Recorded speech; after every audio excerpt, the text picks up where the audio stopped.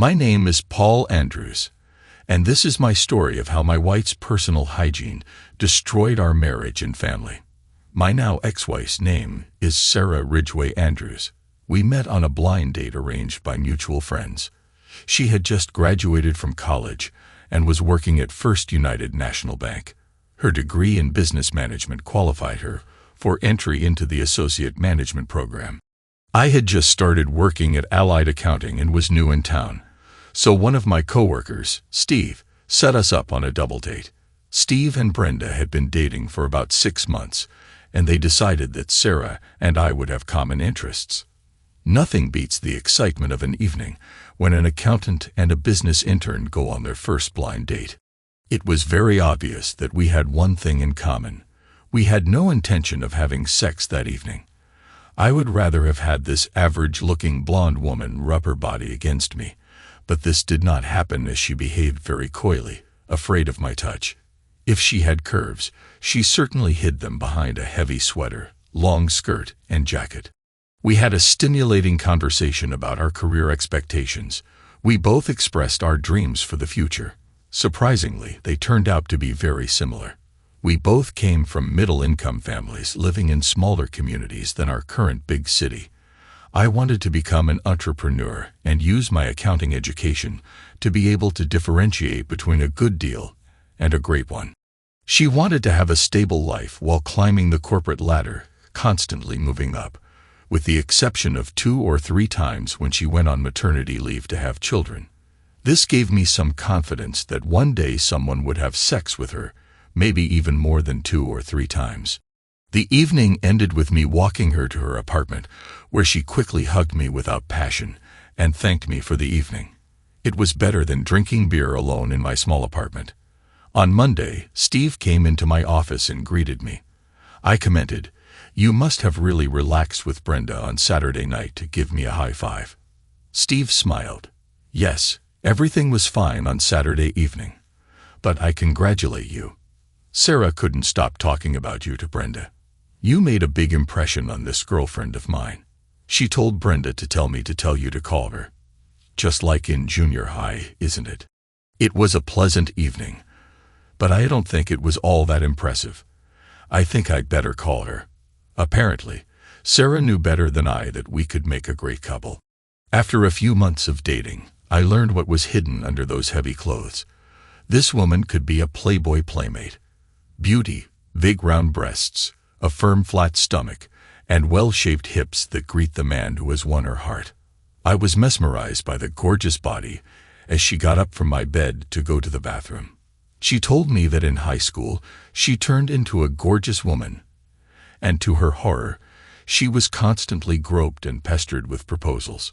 She tried to dress conservatively so as not to attract unwanted attention. Through a combination of great sex and a wonderful personal relationship built on admiration, trust, and caring for each other, we found our love. The marriage was a foregone conclusion, as were the 2 children, Hannah and Miranda. Sex was great before we had kids and amazing after we had them. We bought a starter home and the obligatory minivan. Sarah moved up the career ladder and began to take on more responsibilities. I was doing very well at Allied Accounting and was given a leave of absence to get my CPA. Mr. Carrot, the owner of Allied, took me under his wing and taught me much more than any book or course ever could. One day after work, he asked me to go to lunch with him. He told me he was in talks to sell the firm to a large accounting group. "Hall, you are my best employee, but you won't thrive under the new owner," he said. "I think you should leave Allied before the buyout and start your own practice. They will kill your entrepreneurial spirit, and you will remain an unhappy person going to work every day. You have an entrepreneurial spirit that you must realize. Please take note and start planning for your future. I'll make sure you take a few clients with you when you leave so you don't starve."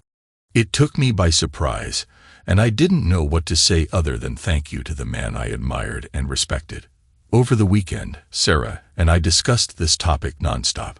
"Don't stop there and remain an employee of the new company," she said. "Forget about risky business and work hard to get a promotion in the coming years. You can make good money working as an accountant in a large company." Yes, if this was what I wanted to do for the next 35 years, Sarah, I'm afraid I'm going to resent the debits and credits I have to deal with every day. This is my chance to break out of the routine and do what I have dreamed of since my school days. To begin with, I will work from home while I build up a clientele, and then I will move to an office. Paul, I think this is an unwise move. We have 2 small children. We can't take any more risks, was her wise advice from a banker. I can't wait until the end of my life to take a risk. For me, it's now, or maybe never, I replied. Sarah pouted. I don't like it, but I can't stop you. Make sure this works. Otherwise, I'll be very angry with you. And in general, don't expect me to finance this disaster. I'm opening a new checking account for my income. I'll pay half of the household expenses. You better be able to cover the other half. I'll do my best, Sarah, I answered, but I wanted to say, and thanks for that. She pulled herself together and said that she would not participate in any loans for my new business. If everything goes wrong, I want to be on the sidelines. Since you acted like I had no intention of dealing with her bank, but I'm sure she will be there when I start making big money. Over the next year, things got tough as Sarah brought home a steady stream of money, and my contributions came and went. By the end of the second year, I was making a little more than Sarah, but she preferred that I create a consistent monthly income. Boring. My business model was changing as I became more involved in advising on potential deals, rather than just keeping track of money received and spent. It was what I wanted to do, and I was successful at it. Since I was making more money than Sarah, I started investing more in my startup business. I set my personal income at Sarah's level and invested amounts in excess of it. What I liked to do was, if I had an outstanding prospect, I would reduce or forgive my consulting fee to get a share of the profits. I would take 5% to 15% ownership for my consulting services and reduce the fees for the monthly accounting portion of their business. This worked very well for both parties. It reduced the required startup capital for potential clients and gave them the opportunity to receive my informed analysis and recommendations at any time. It was impossible to audit the company because I was an investor, but this suited me quite well. The increase in the company's value was much greater than the accounting fees I lost. The only person who was not happy with this arrangement was Sarah. She really didn't like the fact that I was investing in startups, so I stopped telling her about it. My accounting corporation's revenues were not where they thought they should be. Instead of income, I was building net worth, but it wasn't showing up on my balance sheet because the shares I purchased were valued at the actual purchase price, which was quite low. Because I have built a staff with deep knowledge and capabilities, I have had the luxury of spending more time with my children. 3 months into tax season, it was a completely different story. I tried not to miss a single performance, concert, or sporting event in which they took part. I managed all the parent-teacher conferences without Sarah. These were good years as the children were delighted, and Sarah and I made above-average progress for our age because of her knowledge and work ethic. Sarah was appointed assistant vice president of the bank where she reported to several people. As a result of this promotion, she decided that we needed a larger, nicer home to suit her status as a bank employee. I told her that we had better wait, which she did until next Saturday. She went to the exhibition, wrote, and signed a contract to move. I was unhappy, but I couldn't do anything about it. Through my membership in the Chamber of Commerce, I became friends with several loan officers at her bank. They told me that Sarah called me the little accountant. This disrespect began to manifest itself at home in the form of snide remarks about how other accounting firms were doing, while I seemed to be dozing. I was not invited to join her at the Christmas party at the bank or at the summer party. Not that I thought it was a fun time, but I felt like she didn't want me around her professionally. It was time to talk to her about our relationship. On Saturday afternoon, I cornered her in the living room and asked her to sit with me for a few minutes. She looked at me with disgust and said, "It can wait. I want to wash some of your laundry." "Thanks, but I think we need to talk about this. It can wait until evening. Can you carve out 15 minutes in your schedule? Over her shoulder as she left, I heard, "Yes, I can do it." Then she returned to her work. I didn't bring it up until the end of the day because I wanted to use it as an example of her ignoring me and thinking that what I want doesn't matter. My attempt to talk after the kids went to bed was cut short because she was tired. On Sunday morning, we couldn't talk because the kids were getting ready for Sunday school, and then they all went to church together. As the girls went outside to hang out with the neighborhood kids, I saw her pick up her bag and head toward the door. I stopped her and asked, "Do you have a few minutes to talk to me?" She snapped, "Why have you been bothering me with this all weekend? You run around me and whine like a little boy who wants his mother to pay attention to him. Can't you see I'm leaving to help my mom with her checkbook? I'll be back in an hour. Can it wait that long?" "It's been 24 hours since I asked for 15 minutes of your time." "I can wait another hour," I replied. 4 hours had passed when she entered the house and hurried to the kitchen to prepare dinner. Of course, I would then prevent her from talking. When we finished dinner, I turned to her. "I think now is the right time to talk," which brought an indignant expression on her face. "I think we are growing more and more distant from each other, and I am very worried about our marriage." Sarah's fork clattered onto her plate, and the girls turned their heads to look at me. "We don't talk to each other like we used to, and I feel like you don't respect me as a husband. I think we need to discuss this before it becomes a real problem." Gritting her teeth, she replied, "Now is not the time or place for this conversation. I'm surprised you brought this up in front of the girls. You should be ashamed of yourself, Sarah. By your actions, by ignoring me for 30 hours after I asked to talk, you have once again shut me out. Is there something going on here that I should know about?" She pushed back her chair, took her plate to the kitchen, and left the house. Well, I think our conversation took less time than I expected. I thought to myself. My daughters were shocked by this confrontation. Miranda asked, "Are we all getting divorced?" with tears in her eyes. I calmly replied, "No, honey, no one is getting divorced. Do you remember how you and your sister sometimes quarreled? So moms and dads sometimes quarrel too, but that doesn't mean we don't love each other or don't love you and Hannah. Mom didn't run away from home. She just went for a ride." This seemed to calm them both, but it didn't calm me. I cleaned up the kitchen, did a little work in the office, then put the girls and myself to bed. I went to the bedroom thinking, if she doesn't like it, she can sleep on the sofa. It was already close to midnight when she entered the bedroom, undressed, and walked over to the bed. I lifted the blanket so she could join me. She pressed herself close to me and said, "I'm not saying I was wrong, but I will try to treat you with the respect that I want from my husband." I hugged her and whispered, "I think it's wonderful. I want to be the best husband for you." This calmed the situation in the house for a while.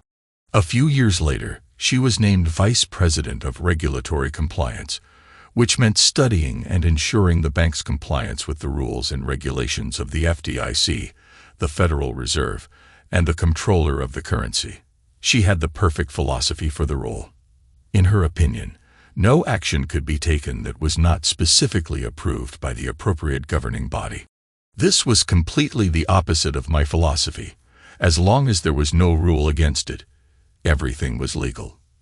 Can there be any doubt that this caused discord in our family? It's good that she didn't know about my investments. They were legal, but fiscal officials like her didn't approve of them. Around this time, she started going to baccalaureate parties on Tuesdays. The longer she attended these events, the later she returned home. The children were already 16 and 14 years old, so they did not need a nanny, but they needed parental control and participation. I was always there for them. One Tuesday evening, I heard swearing coming from the master bathroom and went upstairs to see what happened. She stood at the sink and shouted, "Dan, Dan, Dan. What's the matter?" I asked. She growled as if I had left something in the sink. My Dan wedding ring fell into the sink. "Do you think you have a chance to save it? Or should I call a plumber?" I really didn't like the hints about my abilities. Looking under the sink, I said, If it's left in the siphon, I'll take it out. It'll only take a minute." And again, in an accusatory tone, as if I had dropped the ring, she replied, "Don't worry, I won't need it today anyway." Wow, I thought, you're going on a date, but you don't need wedding rings. This alarmed me, and I urgently needed additional information. I understood that with the current attitude, it is better to remain silent but be vigilant. Taking a quick look at her, I saw that she had retired to the bedroom and was putting on a sexy thong lingerie I've never seen before. She tried to avoid me, looking at the way she dressed. "Girls' night out, just like any other Tuesday, don't you remember?" she snapped. Feeling like I wasn't getting anywhere, I went to the garage to get some pliers to remove the siphon. She slipped out of the house without saying a word. Since the drain was on her half of the double sink, I had to move a bunch of her stuff under the sink before I could get to the trap. I was surprised when I saw an ordinary brown toilet paper box. I was even more surprised when looking inside, I saw a set for an enema. What the hell? If anything, she constantly complained of irritable bowel syndrome and diarrhea, although I thought it was irritable syndrome. Since when did she need to go? As I sorted through the contents, I discovered that the enema nozzle was wet. This is serious. It's probably true. The husband is always the last to know about it. But what do I actually know right now? Who knows? When working on a new business plan, I always tried to find out absolutely everything I could about the company, both good and bad. That's exactly what I'll do. I'll start my research right now. Not quite yet, since I still needed to crawl under the sink to find her damn ring. Maybe she'll need it, maybe she won't. Time will show. I took a pencil and marked it on the floor where the brown box stood. I wanted to see if it would be moved within the next week. I also took a photo of a couple of the items to see if she put the set back in the box, the same way I put it. She returned home around midnight, undressed, closed the bathroom door, and began to shower. I tried to pretend that I was sleeping, but if she touched my chest, she would find that my heart was beating like crazy. She flopped into bed hard enough that I felt like I had to act like I'd just woken up. Then I heard her giggle lightly. The next morning, I got up early, mainly because I couldn't sleep. I took the precaution of closing the bathroom door before taking the shower. True, I wanted to check the brown box, and of course, the box was moved. The douche tip was still wet, and the box was an inch off my line. En route to bed, someone is having serious sex using the Ziploc bag. I carefully removed her smelly thong and sent it off to be tested for biological substances. Since I was an accountant, I was very familiar with what happens to the distribution of property in a divorce. I have conducted many assessments for husbands and wives in divorce. Sarah will have the house until the girls go to college, and I will pay child support for them. I probably won't pay child support to Sarah if my investments don't count. She thinks they're worthless, just like I do. I wasn't going to pay for a house where she could have fun with another guy while my girls were left unattended. This shouldn't have happened. Now that I had the information I needed, I began to create a plan of action. The key point for me was maintaining custody of my girls. I can always make money. I've proven it. I have proven that I am a good father. Now I need to prove that she is a bad mother. Poor poison came to mind, not chemical but emotional. Sarah is a perfectionist and expects excellence from her employees and family. When something goes wrong, it drives her crazy. The simplest problems become huge for her. When she loses her temper, she becomes mean to her employees, me, and the children. I'll use her poison to alienate my children, so they will want to stay with me after the divorce. Then the house and girls will remain with me. Quietly, I slipped over to her alarm clock and turned it off. She hates people who are late for work. After a late and obviously busy night, she might have liked to sleep a little longer. The children came for breakfast, asked where Mom was, and I told them that she had arrived late and would probably sleep a little longer. They understood since they liked to sleep when they could. After watching the conversation she had on her cell phone late into the night, I pulled up the playlist of her videos and pressed play on mute. Hopefully, by the time she gets up, the cell phone will be dead. She has a meeting with her staff on Wednesday morning, which she says is very important. An hour later, I hear a scream in my name. It turns out that it was my fault that she overslept after having sex with some guy late last night. I took the opportunity to hide from her screams by going into the garage. One of the tires had let out enough air to trigger the instrument warning light on her Lexus. She hates it when an alert blocks her screen. She'll go crazy if she stares at this screen all the way to work. Hannah and Miranda did not escape her wrath. She rushed around the house, trying to get dressed, do her hair, and put on makeup at the same time. While in the garage, I changed the door setting to lock so that it couldn't open the roller door as would be expected when leaving the garage.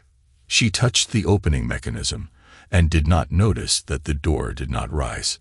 She slammed backward into the garage door, crushing the two bottom panels. The three of us walked to the door and saw, but did not hear, a screaming woman hitting the steering wheel as she moved the Lexus forward. I straightened the panels and lifted the door, creating a terrible squeak. Sarah roared out of the garage, narrowly missing a mailbox. This will be more fun than I thought. I wonder what she will do when she tries to call the office with a dead cell phone. The less I hear about her, the better. I hugged Hannah and Miranda and told them, "Mom is a little stressed right now. She'll be better when she gets home tonight. She still loves you, but not so much me." After that, all three of us laughed.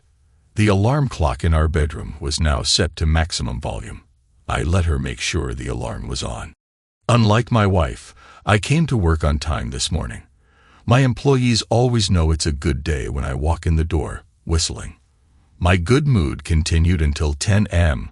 when my cell phone vibrated so loudly that it almost fell off the table. I thought, gee, I guess it's my dear wife calling. "Good morning, my dear." That was all I had time to say before the foul language started. A shrill voice came from the phone. "You should get your ass over here and fix my tire. I almost died driving this dangerous car. If you had let me take the Mercedes I wanted, we wouldn't have this problem. Now fix it." I said casually, "You have AAA insurance. All you have to do is call them, and they'll take care of it." "You," was her answer. Since the morning had gone so well, I told my assistant that I had a few things to do and would be back after lunch.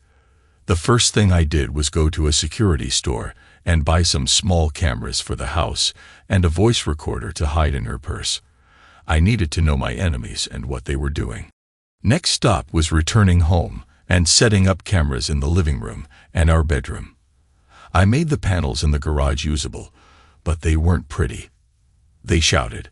Some stupid backed into me, so that all the neighbors could see and grin. When I returned to work, I went through all my personal banking and investment files. We only had one joint credit card, and I canceled it. The only joint bank account was for household needs, so I left it open, but reminded myself to make sure that half of it went into the account every payday. As usual, I got home before Sarah and was preparing dinner when I heard the garage door creak and groan as it opened. The FBI couldn't have knocked down the door any harder than Sarah did. Both girls sitting at the kitchen table screamed. The witch came up to me very menacingly and said, "I've never had such a crappy day. I'll go upstairs and take a soak in my bath."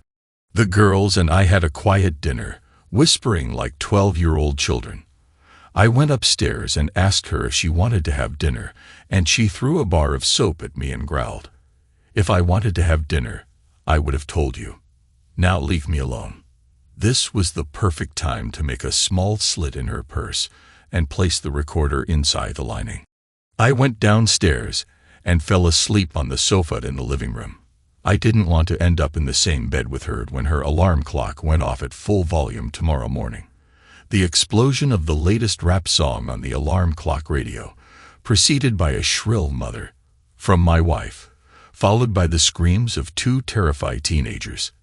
It is unlikely that any U.S. Marine surgeon would have made more noise in the early morning than the ladies in my house that day. While Sarah was thrashing around in the bathroom, I took the opportunity to go to the garage and smear the dark brown grease from my lawnmower on the seat of her car. After she sits on this lubricant on the way to work, others may think that she, well, had an accident, this time literally, not figuratively.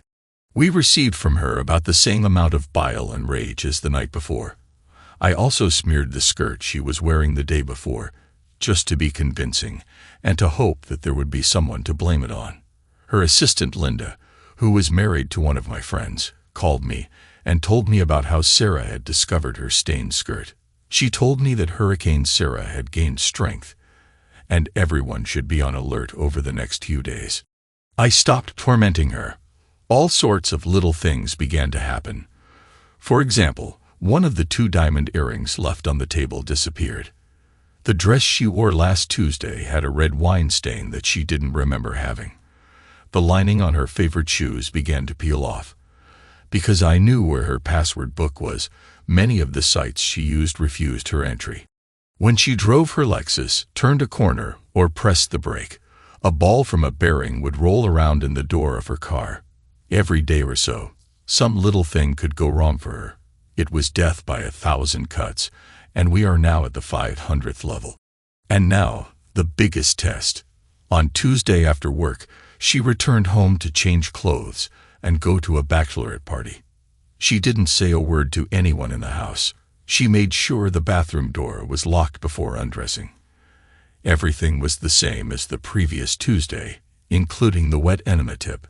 Everything was exactly the same except that I was following her using the locator on her mobile phone. According to her cell phone locator, her first stop that evening was Bonefish Grill. From Bonefish, she went to the dance bar O'Hara's. I wasn't interested in what she did in the club. I was interested in who she left with. I had been monitoring her movements from the house, so I got out and started driving up to the area to follow her to her next location. Just as I was finishing my coffee in the parking lot, Sarah and some guy walked out holding hands. They hugged each other and kissed for a long time before going their separate ways. He left in his car, and she followed. I kept up with them for a block, leaving the locator to do its job. The money bags were dragged to motel number 6, located near the highway. From the street, I saw that they entered a room with an external entrance. Since they would be there for a couple of hours, I pulled into the parking lot and wrote down the make, model, and license plate number of her boyfriend's car. While in a dark parking lot, I let enough air out of the driver's side front tire to make it noticeable and again send a low tire pressure signal to the dash. There was a truck in the parking lot, so I found a piece of grease and put it on the windshield. I knew perfectly well that the first thing she would do was turn on the wipers, then the entire windshield would turn into a blinding mess. It will be interesting to listen tomorrow to what was recorded on the voice recorder in her purse. The information I needed would now be in my hands, and I was only halfway to my goal of blowing it up. After 1 o'clock in the morning, she entered the bedroom, undressed, and went into the bathroom, slamming the door. It was probably time for her to shower and do whatever. She didn't touch her alarm clock or phone that night. I wanted these events to appear random. A couple of hours later, when she was already snoring, I crawled out of bed and took the recorder out of her purse. I loaded it into my laptop, charged it, and put it back in her purse.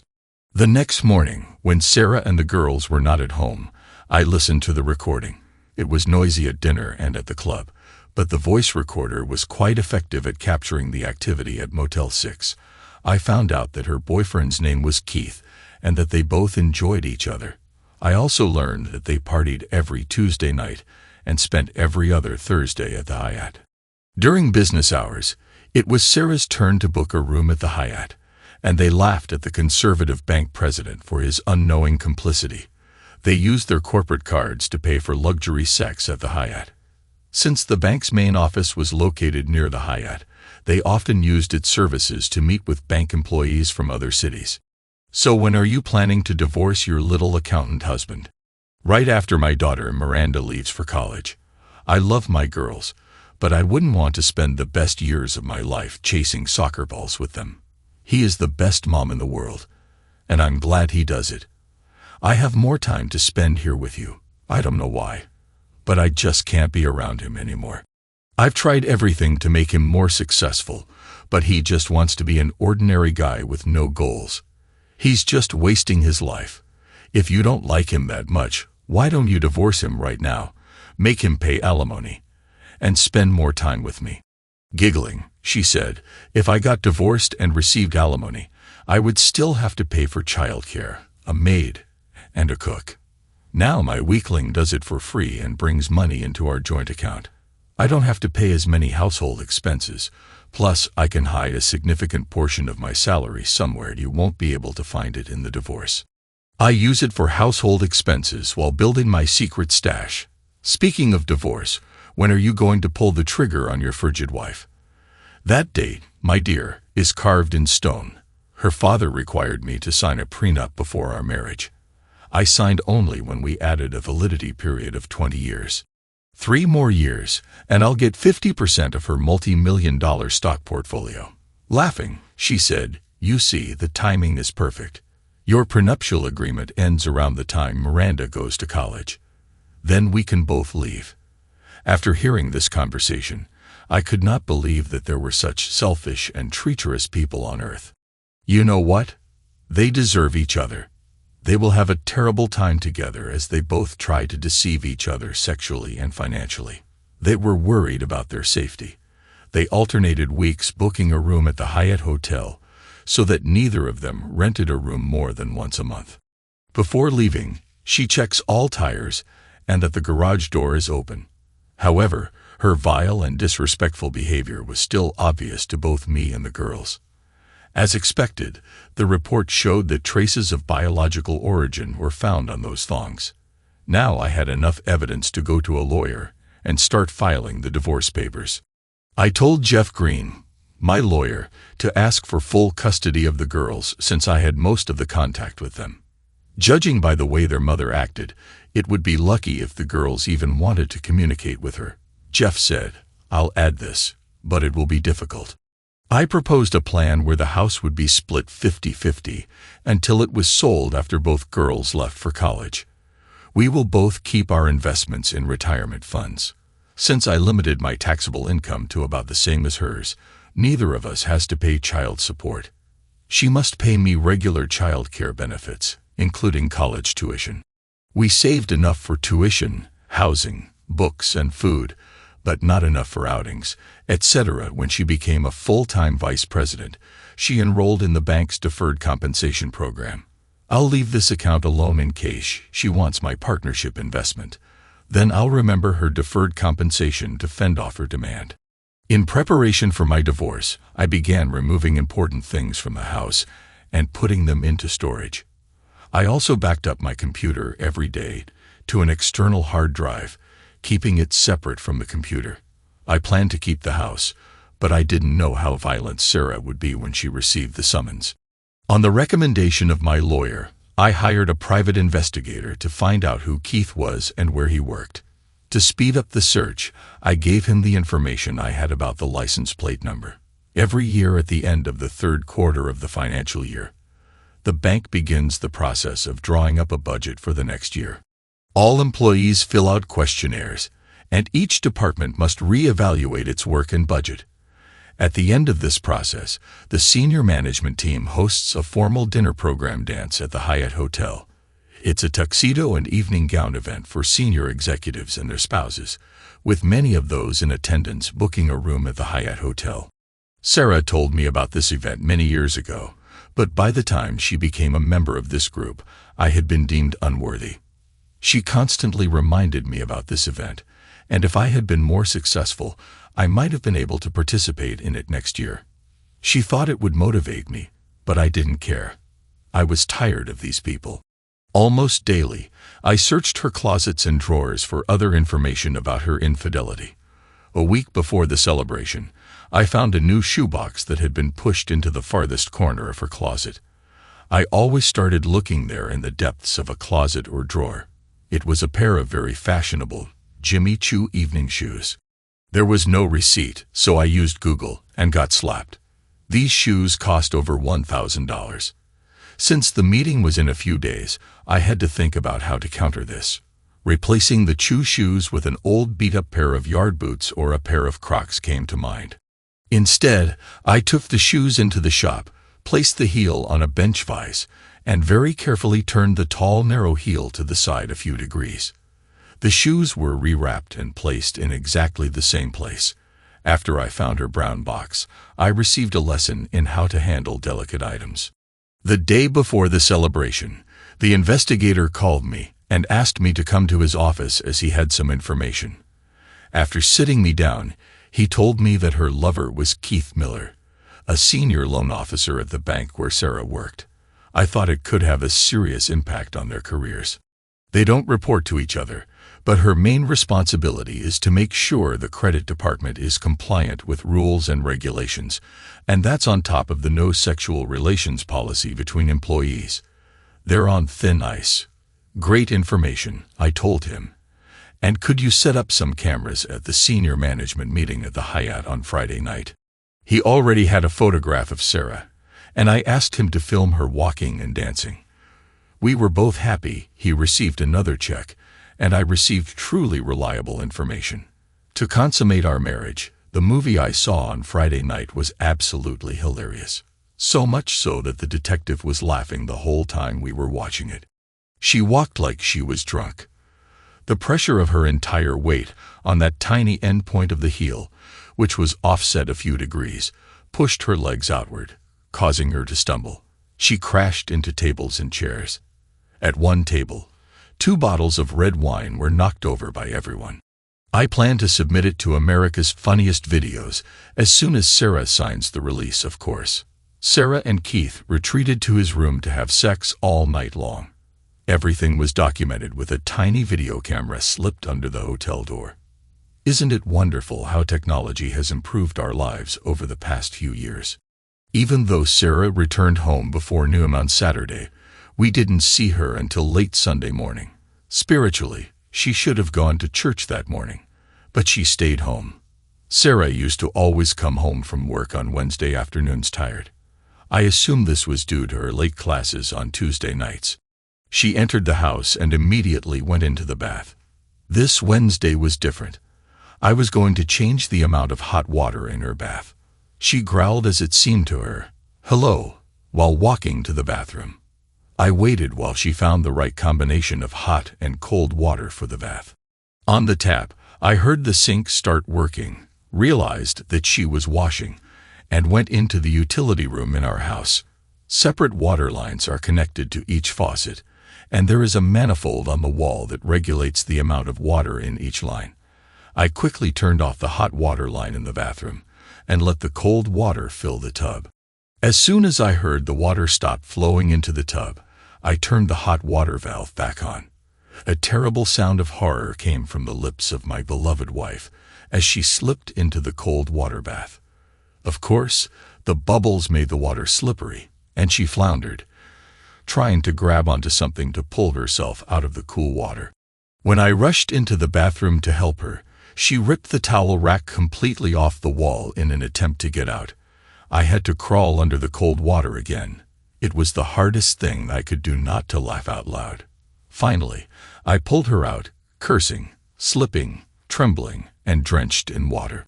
Of course, she slapped me because she didn't have hot water, howling. Both girls ran into the bathroom and saw their naked mother having another fit. She then lashed out at her daughters. "It's all your fault. You've used up all the hot water. Because of you, I couldn't get the relaxation I needed so much. Darn you." She stomped into the bedroom to get dressed, and the girls burst into tears. They rushed to her to tell her that they had not used hot water, but she shouted at them, "Shut up. I don't want to listen to lame excuses. Get out of my sight." Which they did, running away crying. It's worse than I thought. I didn't think she would rush at them for me, yes, but not for them. I made a real mistake in thinking about where her anger would go. Then she turned to me. "What the heck are you looking at, goat? Fix my bathtub. Do you think you can do at least one simple thing in my house?" I led her to the bathtub and turned the hot water back on. She was very hot. I took her hand, sprinkled hot water on her, and said, "You have a lot of hot water." I looked at her for a few seconds without saying anything, and then went to dinner with the girls somewhere else. During dinner, the girls were sobbing, and I stopped the car a few blocks away to console them. I told them, "I'm really sorry you had to listen to that tirade. You don't deserve this. You are wonderful children, and I am very proud of you. Please forgive your mother for her actions and forgive me for allowing this to happen." This seemed to calm them down and reminded me that I had to be careful how I separated the three of us from Sarah. It was too much fun torturing her. By the time we made it back to the house, it was time to go to bed. I left the kitchen utensils in place and lay down on the sofa in the living room. In the middle of the night, I felt a presence, as if something evil was approaching me. And so it happened. Sarah stood and looked at me. Yes, that was the only sound I could make. She just stood there. Finally, she said, "I shouldn't have yelled at the girls like that. It's not their fault. I must have turned the wrong knob." Over the past month, I have been so overwhelmed and upset about so many things. Flat tires, garage doors, faulty evening shoes. Every little thing irritates me to the extreme. I need to get my life back on track. Having said this, she turned and went back upstairs. I think that's all she wanted to tell me. The following week, I received a real gift. One of my investment partners had a 2-bedroom apartment in Breckenridge, Colorado, and wanted to see if I would be interested in renting it. It was the week between Christmas and New Year, and the contract was signed for a year, but the tenants were forced to cancel, so my friend left a deposit and offered to rent it to me at half price. I told him I would call him back. The girls were despondent after being cursed by their mother. Sarah apologized to them, but her harsh words still stuck in their minds and feelings. I asked them if they would join me for a week of skiing in Breckenridge. They rushed towards me, kissing me on the cheek and hugging me. That evening, I booked plane tickets to Denver and back for the 4 of us. I was going to give Sarah one last chance to save our marriage by being together as a family. I paid extra to be able to cancel the ticket. Sarah returned home, cleaned herself up, got dressed, and went down to dinner. I asked one of the girls to ask her mother if she would like to join us on a ski trip. They chose Hannah because she couldn't sit still and would have spilled the beans anyway. Hannah said, "Mom, Dad rented a 2-bedroom apartment in Breckenridge between Christmas and New Year. Can you find some time to join us? This will be a lot of fun." Sarah smiled and started to say something, but then she got lost in thought. Her eyebrows rose, and a smirk appeared on her lips. "I would love to, honey, but it's the end of the year, and it's very important for the bank that on December 31st, all the money is accounted for correctly. For this, I must stay in the city. I'm really sorry." I was sorry too. Sorry that Hannah was disappointed. Sorry that Sarah refused the invitation with a lame, weak explanation. The compliance department has nothing to do with a bank's year-end balance sheet or income statement. Not the slightest. You don't have to be a financial controller to know this. The reason for the raised eyebrows and smirk was that she saw it as a chance to spend 7 nights in her bedroom with that Keith. The following week, my private investigator switched the cameras to Wi-Fi so I could have instant access to them while I was in Colorado. A scene was about to take place at home that I really wanted to see. The day we left for Colorado, I lubricated her enema tip with jalapeno pepper juice. If she wanted hot sex, she was going to get it. When we left for the airport, Sarah was a pleasant mother and said, "Be careful," and hugged them. I appreciated her short hug and kiss. I told her, "I love you, Sarah," and received a quick answer, "I love you too." The plane ride and rental car ride to the condominium were uneventful. Hannah and Miranda had never been to the Rocky Mountains and went out onto the deck to enjoy the view and scent of the pine trees. Faster, I set up my computer and connected to the Wi-Fi camera in our house. As expected, Sarah arrived at the house at 6 o'clock in the evening and immediately headed to the main bathroom for her ritual. I didn't need a camera in the bedroom. I wasn't interested in watching them fuss. I could see the landing, the living room, and the kitchen. Suddenly, Sarah stumbled down the stairs and howled as if she were on fire. Apparently, she discovered that her life-saving tube of preparation H was also tainted by jalapeno juice. Her face was bright red and contorted in pain.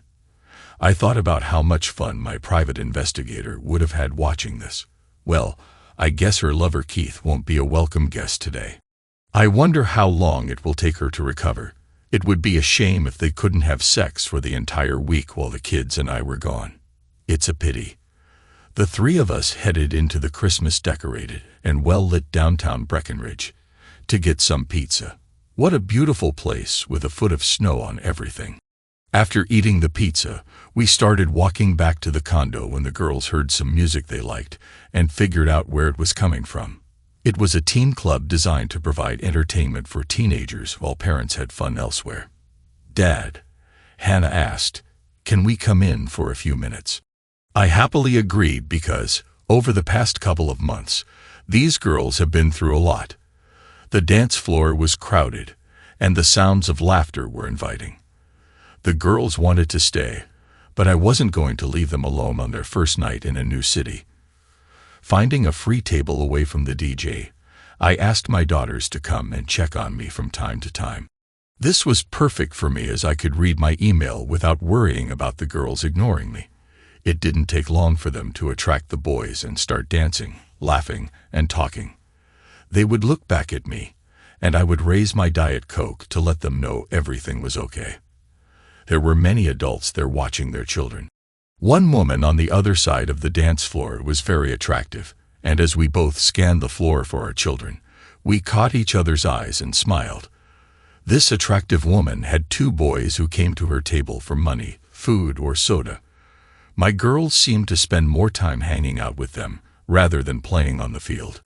After I finished writing the message, I looked up and saw the attractive woman walking towards me. All the other men were watching her too.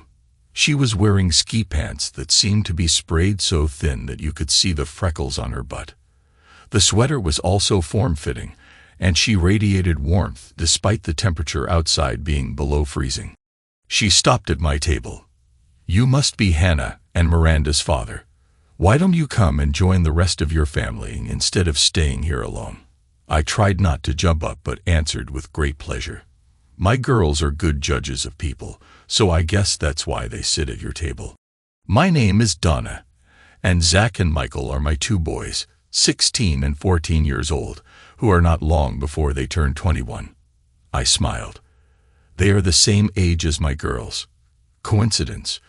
And we both laughed. "In the time I've been watching your girls," Donna said, "and then interacting with them, they are very sweet children. You should be proud of them." Of course, I'm proud. I can also say that your boys look very well behaved, or is it just because you are looking after them? Donna laughed. "You are very observant. I'm glad there is a father here who watches his children with the same interest as I do. I work from home, so I am the one who sends them off in the morning and meets them when they come home. They get a lot of attention because they are now the most important part of my life." It was the first day in Breckenridge. It didn't take long for the four teenagers to decide where and when they would ski tomorrow morning. Donna and I made some adjustments so that we would celebrate them at different times. We decided that tomorrow morning we would see off the skiers, then we would go together for breakfast, and we would ski late in the morning and in the afternoon over the next week. Donna and I learned a lot about each other, and we both liked what we heard. It was nice to talk to her about my problems with Sarah and my plan to divorce her.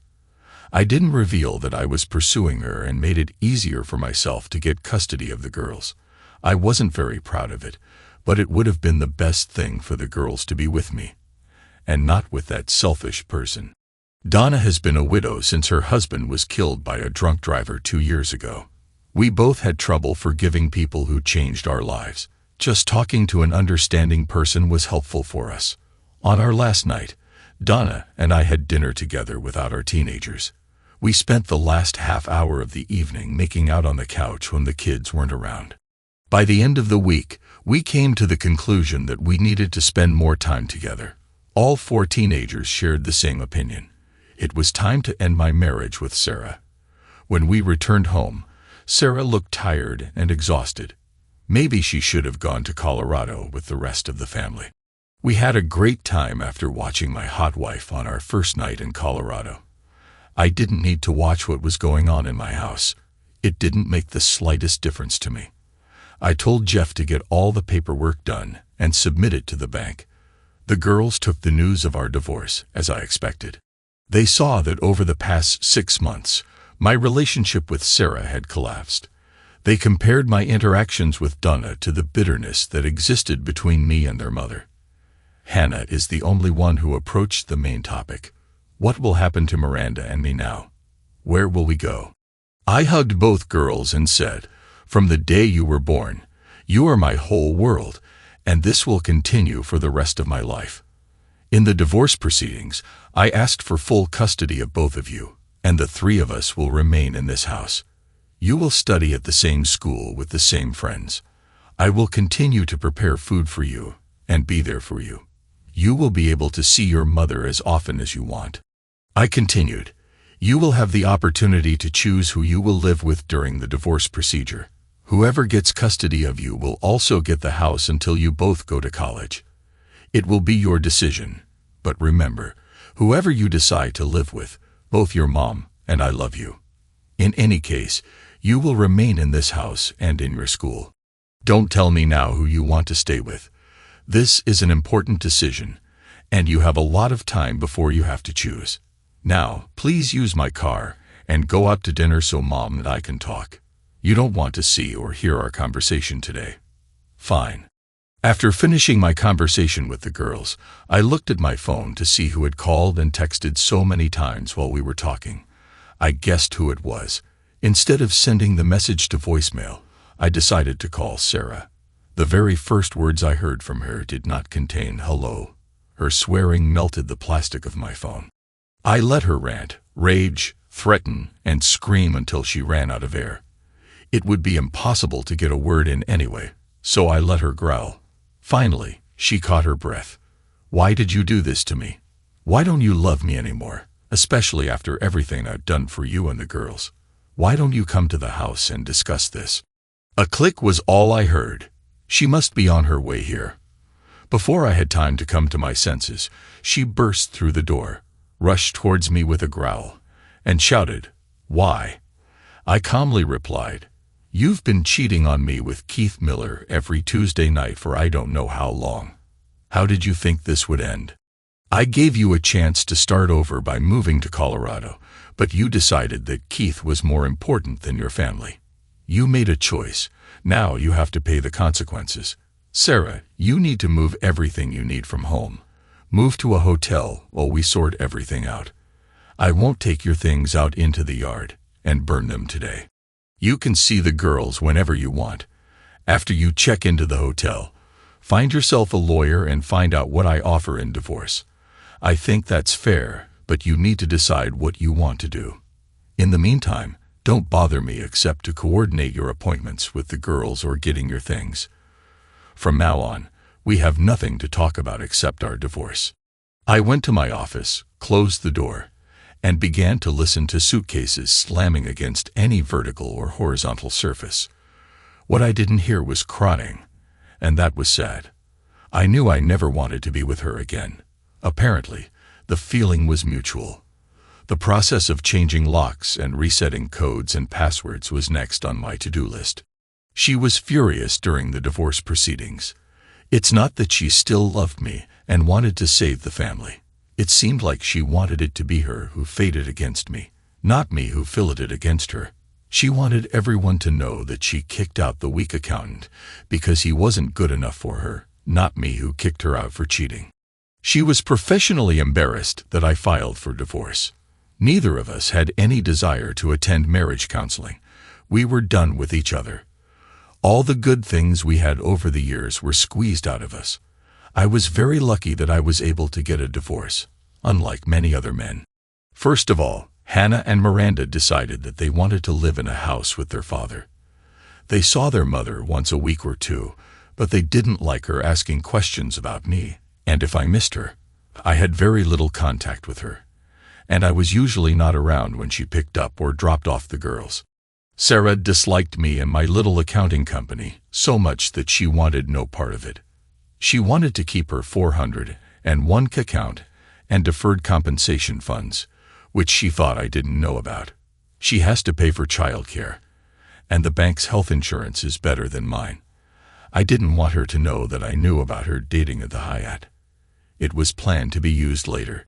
She took all the furniture she considered stylish from the house, allowing us 3 unsophisticated people to take what was left of it.